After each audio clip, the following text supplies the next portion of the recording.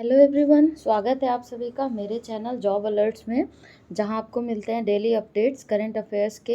इसके साथ ही आपको नए जॉब से रिलेटेड जो भी भर्तियां आती हैं, वैकेंसीज आती हैं, उससे जुड़े हुए अपडेट्स। तो ज्वाइन करिए मेरे चैनल को। आइए देखते हैं आज के अपडेट्स में क्या है। आज 24 अप्रैल से लेकर 3 मई तक के करंट अफेयर्स हैं इसमें, और जिसमें आपको 40 महत्वपूर्ण प्रश्न हैं जो आपके एग्ज़ाम में आने के फुल चांसेस हैं। तो आइए देखते हैं आज का पहला प्रश्न क्या है। पहला प्रश्न है, इसके साथ ही मैं आपको एक ख़ास बात बता दूं कि इसमें जितने भी आंसर्स हैं वो सभी मैप के साथ में एक्सप्लेन किए गए हुए हैं। तो आप मैप के साथ में पढ़ने के लिए, बहुत अच्छे से समझने के लिए इस चैनल को सब्सक्राइब कर सकते हैं। आइए देखिए आज का पहला प्रश्न क्या है। तो आज का पहला प्रश्न है, हाल ही में 3 दिवसीय स्मार्ट सिटीज़ स्मार्ट शहरीकरण सम्मेलन किस शहर में शुरू हुआ है। ये स्मार्ट सिटी का जो प्रोजेक्ट चल रहा है स्मार्ट शहरीकरण का, वो किस शहर में शुरू हुआ है। तो वो है सूरत, जो गुजरात का एक मुख्य सिटी है। चलिए देखते हैं अगला प्रश्न क्या है। अगला प्रश्न है, हाल ही में सुप्रीम कोर्ट ने दिल्ली से देहरादून कॉरिडोर परियोजना के लिए विशेषज्ञ समिति का अध्यक्ष किसे नियुक्त किया है। तो इसके लिए नियुक्त किया है श्री चंद्र प्रकाश गोयल जी को। ये कौन है? ये भारतीय वन सेवा के अधिकारी हैं, चंद्र प्रकाश गोयल जी। इनको वन महानिदेशक और विशेष सचिव पर्यावरण, वन और जलवायु परिवर्तन मंत्रालय के रूप में नया नियुक्त किया गया है। और ये इसके साथ साथ ही दिल्ली देहरादून कॉरिडोर परियोजना के लिए विशेषज्ञ समिति के अध्यक्ष हैं। चलिए अगला देखते हैं। हाल ही में प्रधानमंत्री नरेंद्र मोदी ने किस राज्य में 22,000 करोड़ रुपए की विभिन्न परियोजनाओं की आधारशिला रखी है। तो ये है आपका गुजरात, जिसकी मोदी जी ने 22,000 करोड़ रुपए की विभिन्न परियोजनाओं की नई आधारशिला रखी है। अब जानते हैं कुछ रोचक तथ्य जो गुजरात के बारे में है। तो यहाँ के राज्यपाल हैं श्री ओम प्रकाश कोहली जी, मुख्यमंत्री हैं विजय रूपाणी, और इसकी स्थापना हुई थी 1 मई 1960 को। 1 मई को मजदूर दिवस भी मनाया जाता है। जितनी भी महत्वपूर्ण बातें हैं मैं आपको बता रही हूँ, आप कोशिश करिए इसे नोट डाउन करते रहिए, आपके लिए अच्छा है। कितने ज़िले हैं गुजरात में? तो वो हैं 33। राजधानी है इसकी गांधीनगर। और यहाँ पे नदियाँ कौन कौन सी हैं? तो हैं साबरमती, माही, नर्मदा, ताप्ती, दमन गंगा, सरस्वती। ठीक है। इसके साथ ही अगर हम इनके पड़ोसी राज्यों की बात करते हैं तो मध्य प्रदेश, महाराष्ट्र, राजस्थान, दमन दीव, दादरा और नगर हवेली, इतने इनके पड़ोसी राज्य हैं। यहाँ का राजकीय पशु क्या है? एशियाई शेर है। राजकीय पक्षी क्या है? ग्रेटर फ्लेमिंगो है। और राजकीय वृक्ष आम है। ठीक है, चलिए अब ये इतना इम्पोर्टेंट नहीं है, लेकिन फिर भी आप अच्छे फैक्ट्स को जानिए। अच्छा, ये गुजरात किससे बना है? तो आज़ादी के बाद जब गुजरात क्या था, आज़ादी के बाद गुजरात बम्बई का हिस्सा था। कुछ लोग अभी भी मुंबई को बम्बई कहते हैं। तो मुंबई एक शहर है महाराष्ट्र का, जो महाराष्ट्र की राजधानी है। मुंबई और बम्बई सेम नहीं है। पहले एक बम्बई एक राज्य हुआ करता था, जो बम्बई अपना एक्ट चलाता था, बॉम्बे एक्ट। इस राज्य में गुजरात और महाराष्ट्र दोनों शामिल थे। आज़ादी के बाद क्या हुआ? 1960 में बम्बई राज्य को महाराष्ट्र और गुजरात दो हिस्सों में अलग कर दिया गया, दो नए राज्य बनाए गए। ठीक है, कब? 1960 में। और इसके बारे में और फैक्ट जान लीजिए तो मिल्क प्रोडक्शन में गुजरात नंबर 1 है। और सबसे ज़्यादा जो चीनी का कंजम्पशन होता है वो भी गुजरात में होता है। नमक के प्रोडक्शन में नंबर 1 है ये। संपूर्ण पूरे भारत का 70% नमक यहाँ पर होता है। और यहाँ पर कृषि विकास दर भी बहुत अच्छी है। और यहाँ एकमात्र ऐसा राज्य है जहाँ पर 2200 किलोमीटर लंबी गैस पाइपलाइन है। ठीक है, चलिए देखते हैं अगला प्रश्न क्या है। अगला प्रश्न है, विपो द्वारा, ये विपो ही है, आप इसको विप्रो नहीं सोचिएगा, ये सही लिखा हुआ है, WIPO है, विपो है। विपो द्वारा विश्व बौद्धिक संपदा दिवस की स्थापना कब की गई? तो विपो द्वारा ये की गई 2000 में। ठीक है, चलिए आगे देखते हैं। अगला प्रश्न क्या है, विश्व भागीदारी प्राथमिकता हमारी, विश्व भागीदारी प्राथमिकता हमारी, इस अभियान का आयोजन किस मंत्रालय द्वारा किया गया है? तो ये किया गया है कृषि एवं किसान कल्याण मंत्रालय द्वारा। ठीक है। अच्छा, मैं आपको वीपो के बारे में एक फैक्ट बता दूं। एक अच्छी बात ये है, पहले तो इसका फुल फॉर्म होता है वर्ल्ड इंटेलेक्चुअल प्रॉपर्टी डे। ठीक है, इसका फुल फॉर्म होता है वर्ल्ड इंटेलेक्चुअल प्रॉपर्टी डे। तो ये वीपो सही है, प्रॉपर्टी डे। और ये मनाया जाता है किस दिन? ये इंटेलेक्चुअल प्रॉपर्टी डे भी मनाया जाता है किसी दिन, वो होता है 26 अप्रैल को। आप नोट डाउन कर लीजिएगा प्लीज़, 26 अप्रैल को। ठीक है। और जो ये दिवस मनाया जाता है, इसका उद्देश्य क्या होता है? जो भी हमारे बौद्धिक संपदा के अधिकार हैं, बौद्धिक संपदा के अधिकार मतलब पेटेंट होते हैं, ट्रेडमार्क होते हैं, इंडस्ट्रियल डिज़ाइन हो गया, कॉपीराइट हो गया, ये सब चीज़ें हैं क्या, इसके प्रति लोगों को जागरूक करना। ठीक है। तो अब ये बहुत, और ये इंटेलेक्चुअल प्रॉपर्टी डे, ठीक है, ये दिवस मनाया जाता है, तो इसकी ये, और जो मनाता है वो कौन है? वीपो है, वर्ल्ड इंटेलेक्चुअल प्रॉपर्टी ऑर्गेनाइजेशन। ठीक है। अब ये सबसे, इसकी स्थापना कब की गई? 2000 में की गई। चलिए देखते हैं अगला प्रश्न।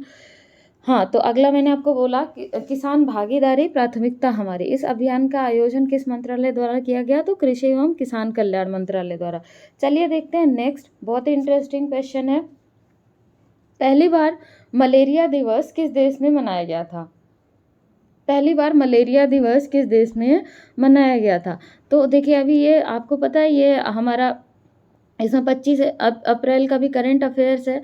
तो जो मलेरिया दिवस होता है वो 25 अप्रैल को मनाया जाता है।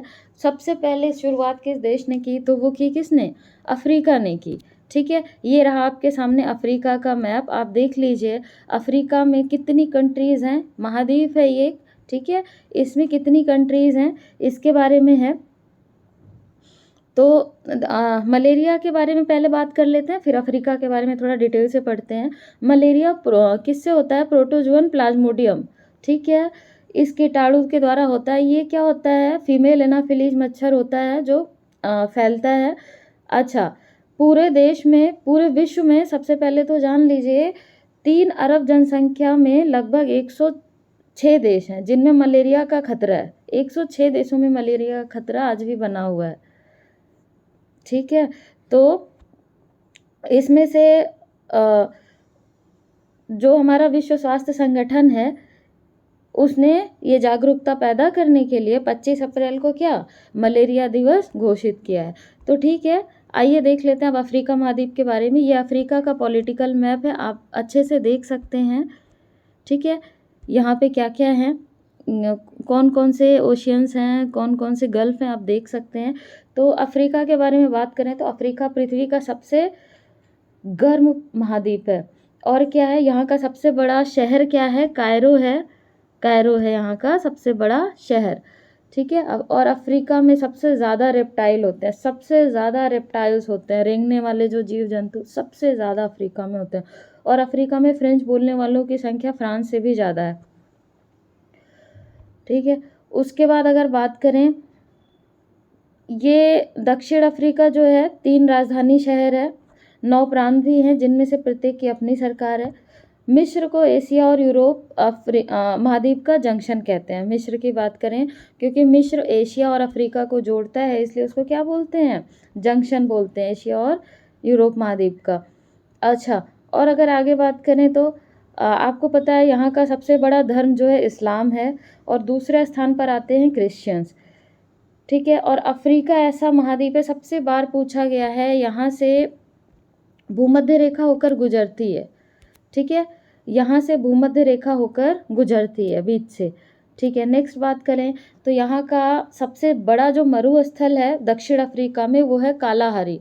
यहाँ का जो सबसे बड़ा मरुस्थल है वो है कालाहारी मरुस्थल। कौन सा? कालाहारी। और अगर आगे बात करें तो यहाँ पे जो सबसे ज़्यादा सिटीजन रहते हैं वो कहाँ पे रहते हैं? लीबिया में। ठीक है, लीबिया में सबसे ज़्यादा, लीबिया शहर का आप मान सकते हैं ऐसा कि पूरी तरह से शहर है लीबिया। ठीक है, और सहारा रेगिस्तान है यहाँ पर। विश्व का जो सबसे बड़ा रेगिस्तान है वो सहारा रेगिस्तान है, और इस रेगिस्तान में एक झील है जिसका नाम है चाड झील। ठीक है, बस इतना काफ़ी है। अभी के लिए। फिर अफ्रीका, अगर आप और भी जानना चाहते हैं तो ठीक है। विशाल अफ्रीकी हाथी, जिराफ, शेर, जेब्रा आदि अफ्रीका में पाए जाते हैं। इसके अलावा मैं बात करूं तो जो किम्बरले खान है, जो विश्व की सबसे बड़ी हीरा खनन की खान है, हीरा माइनिंग सबसे ज़्यादा होती है, डायमंड माइनिंग यहाँ पर, किम्बरले खान नाम है इसका, वो अफ्रीका में है। ठीक है। और अगर बात करें तो अफ्रीका महाद्वीप को जो यूरोप से अलग करती है, वो जो जल संधि है उसका नाम है जिब्राल्टर। ठीक है, जिब्राल्टर जल संधि, जिब्राल्टर, ये सब बहुत बार क्वेश्चंस भी आ चुके हैं कि अफ्रीका को यूरोप से अलग करने वाली संधि कौन सी है, तो वो है जिब्राल्टर। ठीक है। और जो विश्व की सबसे बड़ी नदी है, सबसे लंबी नदी है, वो है नील नदी। और ये कहाँ से निकलती है, तो अफ्रीका के विक्टोरिया फॉल से निकलती है, सॉरी विक्टोरिया झील से निकलती है। ठीक है। और सबसे ज़्यादा पानी जिसमें है, सबसे गहरी, वो है जायरे नदी, जायरे। अफ्रीका के पश्चिमी भाग में नाइजर नदी है, पश्चिम में अगर देखेंगे आप यहाँ पर नाइजर नदी है, और दक्षिणी भाग में जेम्बेंजी और ऑरेंज है अफ्रीका की मुख्य नदियाँ। ये थे अफ्रीका के फैक्ट्स, इनको ध्यान से वीडियो रिपीट करके एक बार पढ़ लीजिएगा। अच्छी बातें हैं जो आपके काम आ सकती हैं। ठीक है, चलिए आगे पढ़ते हैं। नेक्स्ट है, किस देश ने पोलैंड और बुल्गारिया को रूबल में भुगतान करने में विफलता के कारण गैस की आपूर्ति रोक दी? ऐसा कौन सा देश है जिसने रूबल में भुगतान नहीं हो पाया तो आपूर्ति, गैस की आपूर्ति ही रोक दी? वो है रूस। रूबल क्या है? रूबल रूस की क्या है? मुद्रा है, करेंसी है। ठीक है। तो रूबल रूस की मुद्रा है, और पाउंड स्टर्लिंग के बाद सबसे पुरानी मुद्रा है, और 13वीं सदी से रूस की मुद्रा है। ठीक है। अच्छा, एक रूबल में कितने रुपए होते हैं, तो एक रूबल में 1 पॉइंट, अगर आपको कंपेयर करना हो अपने इंडियन रुपी से, तो 1.12 रुपीज़ होते हैं। ठीक है, रूबल में। अच्छा, अगर बात करें, थोड़ा सा रूस की बात कर लें, तो ये एक महासंघ है, आपको पता है। तो रूसी महासंघ जो है, ये एक कैसा है,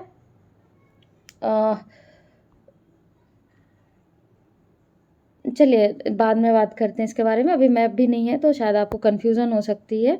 और कौन सी कंट्री थी यहाँ पे? पोलैंड थी। तो पोलैंड की मुद्रा क्या है वो भी जान लीजिए। पोलैंड की मुद्रा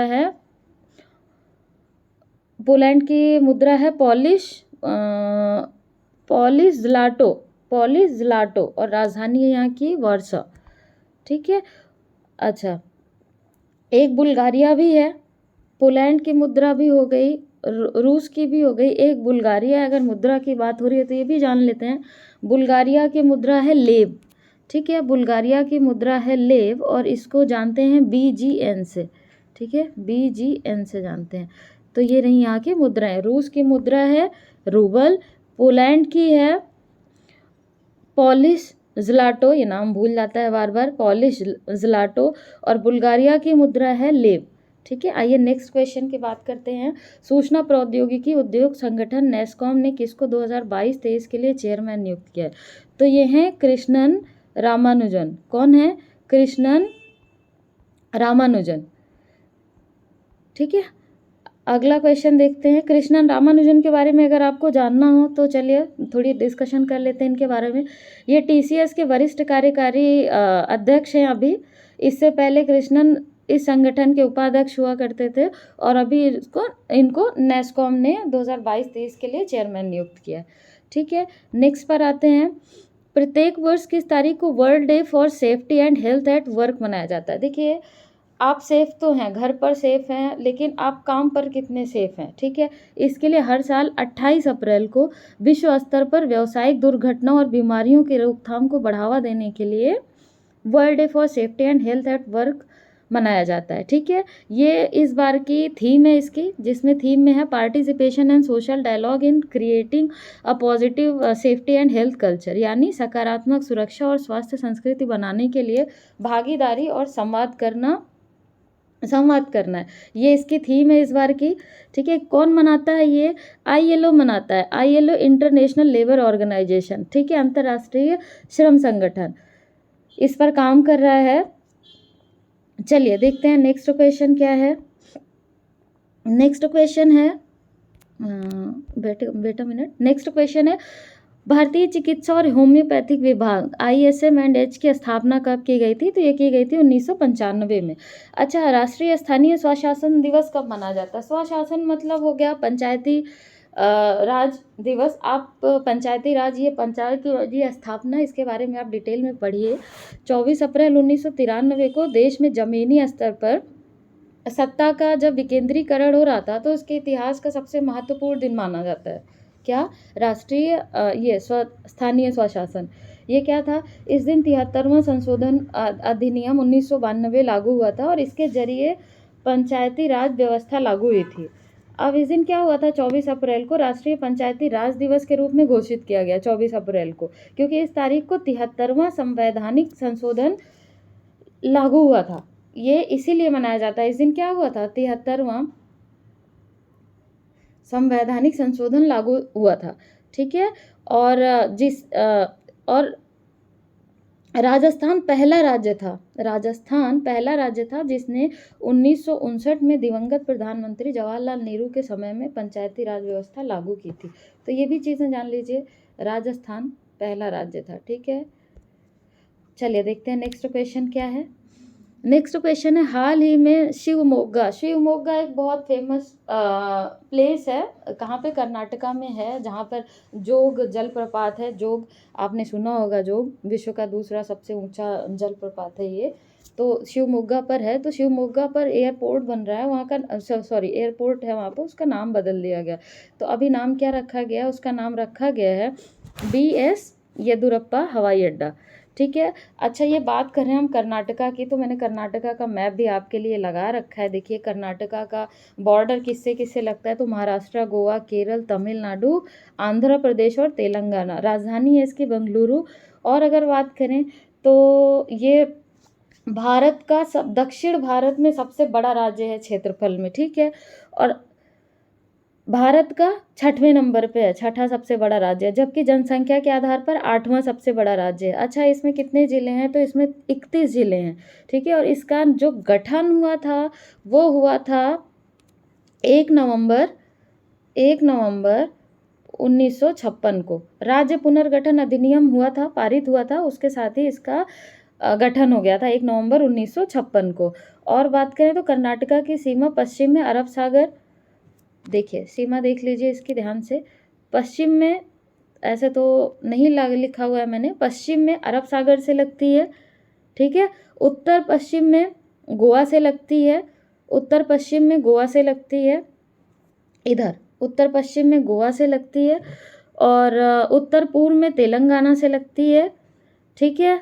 पूर्व में आंध्रा से लगती है, दक्षिण पूर्व में तमिलनाडु और दक्षिण में केरल से लगती है। यह एकमात्र दक्षिणी राज्य है जिसकी अन्य सभी 4 दक्षिणी भारतीय राज्यों के साथ भूमि सीमाएं हैं, ठीक है।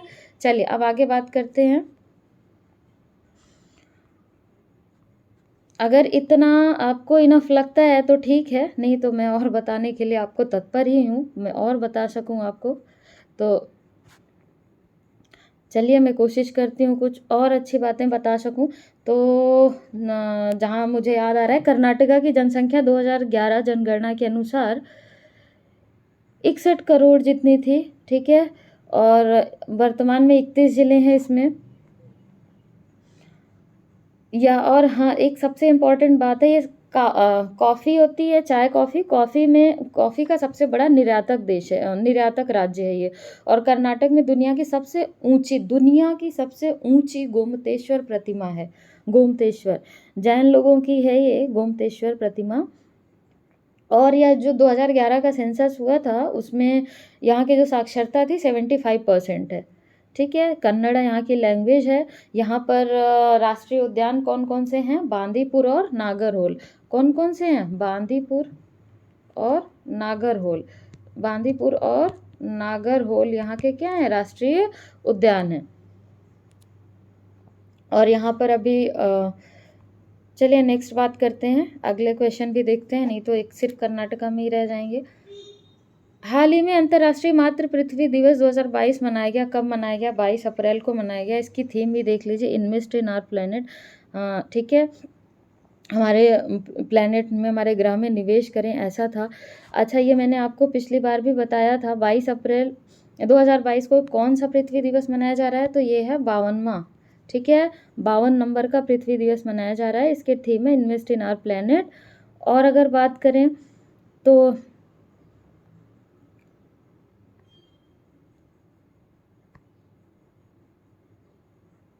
यह जो थीम रखी हुई है, दुनिया के जलवायु परिवर्तन, जैव विविधता और भूमि क्षरण लक्ष्यों को पूरा करने के लिए 2050 तक प्रकृति में 4.1 ट्रिलियन डॉलर का वित्त पोषण हो जाएगा, ठीक है।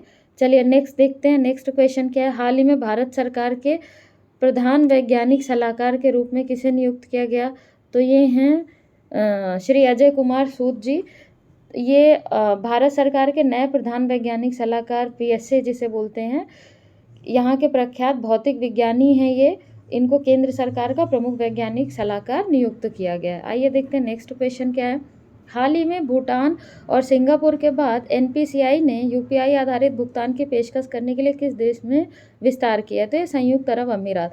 अच्छा, संयुक्त अरब अमीरात की डिटेल्स आपके सामने है, इसको देख लीजिए। संयुक्त अरब अमीरात ये रहा, ठीक है।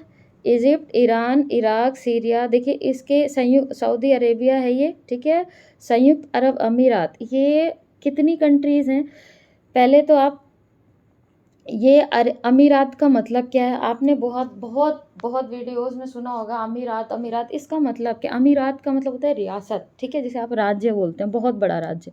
तो अमीरात का जो राजा होता है उसको अमीर बोलते हैं। तो यहाँ कुल 7 रियासतें हैं, कुल 7 अमीरात है, जिसका नाम है, ये देख लीजिए, Egypt, Syria, Iraq, Iran, Oman, Yemen, Saudi Arabia, ये UAE, ये सब मिल के ये जो 7 अमीरात दिख रहे हैं आपको, 1 2 3, देखिए 1 2 3 4 5 6 7, ठीक है। ये सब जो मिल आपको दिख रहे हैं, ये मिल के क्या बनाते हैं? संयुक्त राज्य, संयुक्त अरब अमीरात बनाते हैं, ठीक है। तो यहाँ सबसे ज़्यादा इंडियंस रहते हैं, आपको पता हो तो। यहाँ जितनी पॉपुलेशन है उसमें 30% तो इंडियन ही है, और बाकी ये यहाँ के लोग रहते हैं। जो 7 देश हैं, 7 रियासतें, यहाँ के लोग रहते हैं। और ये संयुक्त अरब अमीरात ऐसा देश है जिसमें दुबई, अबू धाबी जैसे ये मशहूर ये शहर हैं। ये जो दुबई, ये अब इसके अंदर जितने शहर आएंगे, ये सब मशहूर शहर हैं, ठीक है। कुवैत हो गया, सीरिया, ये सब क्या, सॉरी सीरिया नहीं, ये सब क्या है? मशहूर शहर हैं। दुबई देखिए आपको दिख रहा है, कतार दिख रहा है, जॉर्डन ठीक है, कतार दिख रहा है, ये दुबई, अबू धाबी, ये सब क्या है? संयुक्त, ये सब मशहूर क्या है? शहर है। और इसकी राजधानी क्या है? वो है अबू धाबी, ठीक है। और इस देश का शहर दुबई, आपको पता है दुनिया के सबसे, यहाँ पर क्या है? बुर्ज खलीफा है, सबसे ऊंची इमारत दुनिया की। और सबसे ऊंचा पहाड़ है यहाँ पे जेबल जैस, ठीक है। और अगर बात करें तो शहर, ये संयुक्त अरब अमीरात का शहर दुबई में पूरी दुनिया का तीसरा यहाँ पे सबसे बड़ा एयरपोर्ट है, दुनिया का तीसरा सबसे बड़ा। अच्छा, यहाँ की बात करें तो यहाँ की मुद्रा है दिरहम, और यहाँ की भाषा है अरबी, ठीक। और ये भी इंग्लैंड का गुलाम हुआ करता था। 1971 में 2 दिसंबर को इंग्लैंड से ये आज़ाद हुआ है। चलिए आगे देखते हैं अगला प्रश्न। हाल ही में ये रहा आपका अगला प्रश्न। हाल ही में नई दिल्ली में NASC परिसर में खरीफ अभियान 2022-23 के लिए कृषि का राष्ट्रीय सम्मेलन का शुभारंभ किसने किया? तो किया श्री नरेंद्र सिंह तोमर जी ने।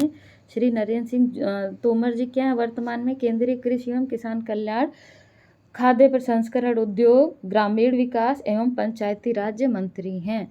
सिर्फ कृषि मंत्री नहीं बोलिए आप इनको, ध्यान से सुनिएगा।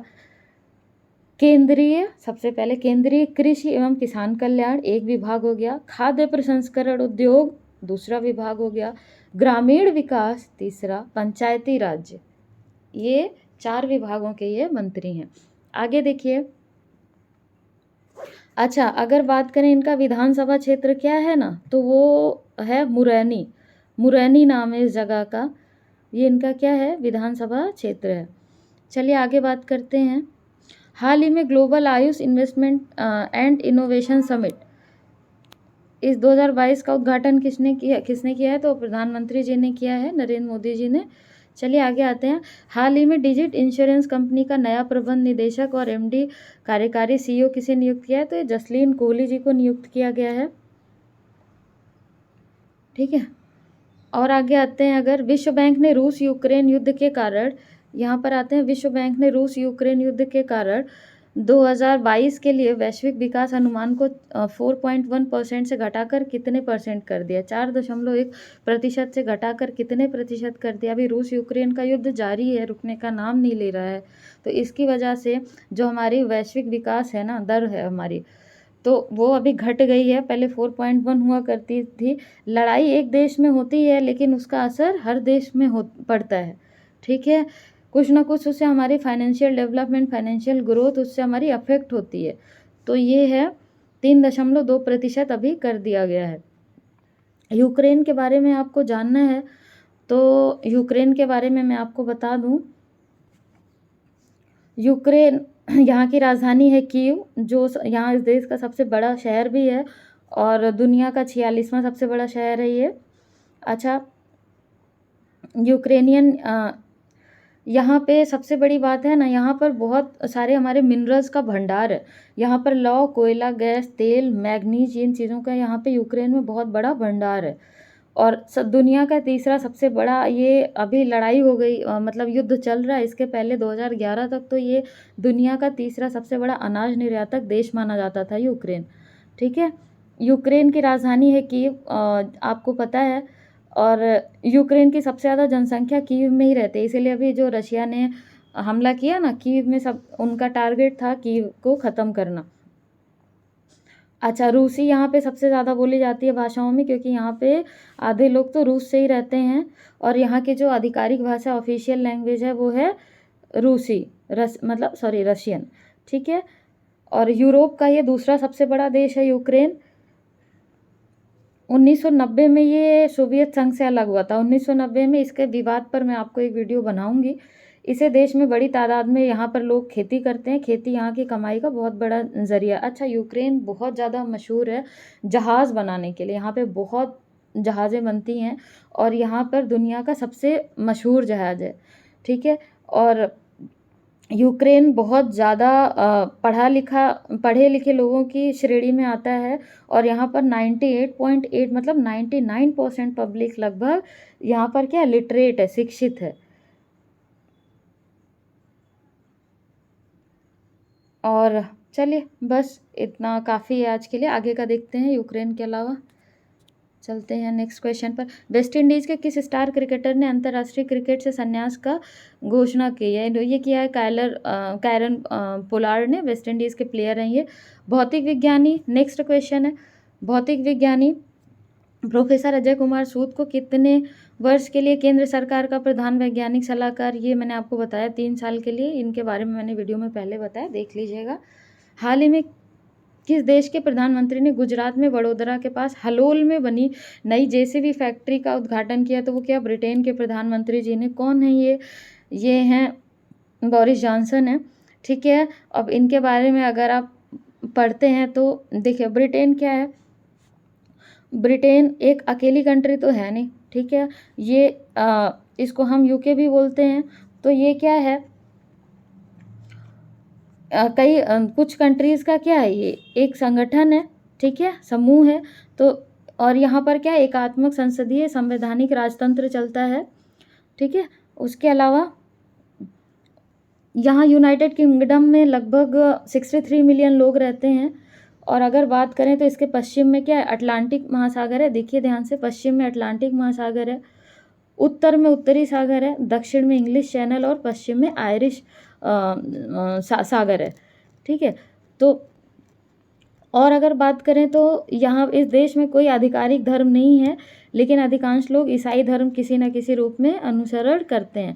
और रही बात ये एक यूरोप, ये कहाँ पर है, यूरोप में है, आपको पता है ये चीज़, ब्रिटेन है।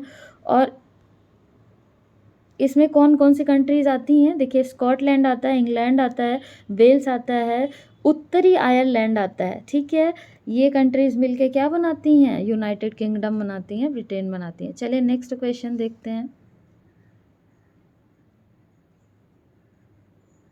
सॉरी, यूके ये मिल के यूनाइटेड किंगडम बनाती है। यूनाइटेड किंगडम में ये कंट्रीज़ आती हैं। आइए देखते हैं नेक्स्ट क्वेश्चन, उसमें से नेक्स्ट क्वेश्चन देखते हैं। आइए, भारत और किस देश के बीच अक्षय ऊर्जा के हस्तांतरण के उद्देश्य से एक ट्रांसमिशन इंटरकनेक्शन स्थापित करने पर सहमत हुए हैं? कौन सा देश है ऐसा? वो है मालदीव।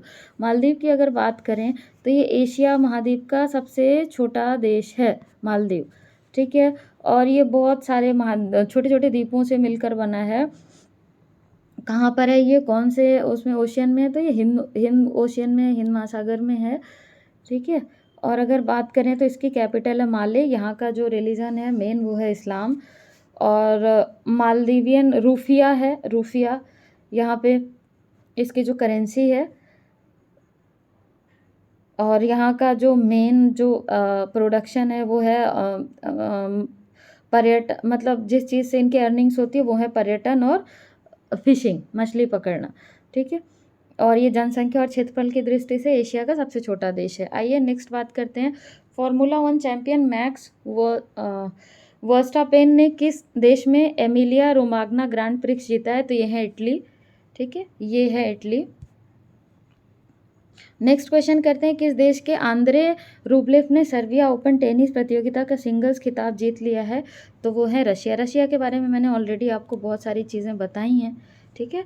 तो एक बार फिर से रिवाइज कर लीजिएगा। मैप मैंने हर जगह लगा रखा है जहाँ भी उससे क्वेश्चन जुड़ा हुआ आता है, ठीक है। फार्मूला 1 का है इटली, फार्मूला 1 का जो आंसर था इटली, ये मैप इटली का है। रशिया का मैप इसके पहले था जिसमें मैंने आपको पॉलिटिकल फैक्ट्स और कुछ इंटरेस्टिंग बातें बताई हैं, तो आप देख लीजिएगा उसे। चलिए देखते हैं नेक्स्ट वीडियो पर नेक्स्ट क्वेश्चन क्या है हमारा।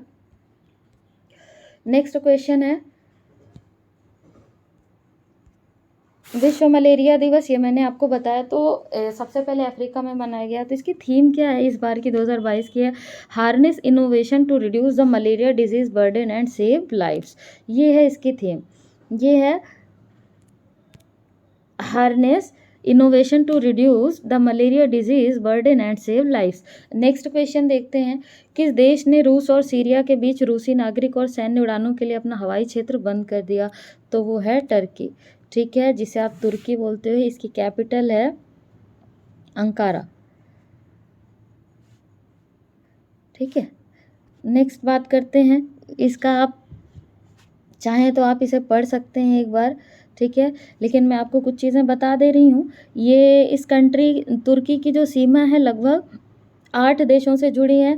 अगर आप बात करते हैं यहाँ पर, खुद देखिए आप मैप में, तो यहाँ पर क्या है, ये ब्लैक सी है इधर, ठीक है, इधर मेडिटेरेनियन सी है।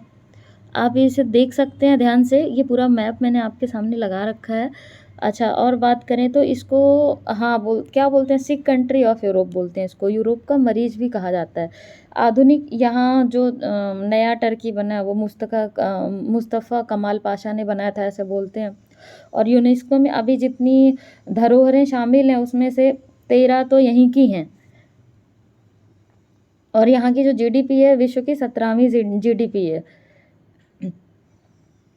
चलिए और कुछ बात करें तो हाँ, यहाँ टमाटर प्रोडक्शन के लिए बहुत ज़्यादा, टमाटर की होली, वो आपने मूवी भी देखी होगी ज़िंदगी ना मिलेगी दोबारा में, ठीक है। तो यहाँ टमाटर की होली तो बहुत मशहूर है यहाँ पर। तो ये चौथे नंबर का है जहाँ पर टमाटर का प्रोडक्शन होता है, ठीक है।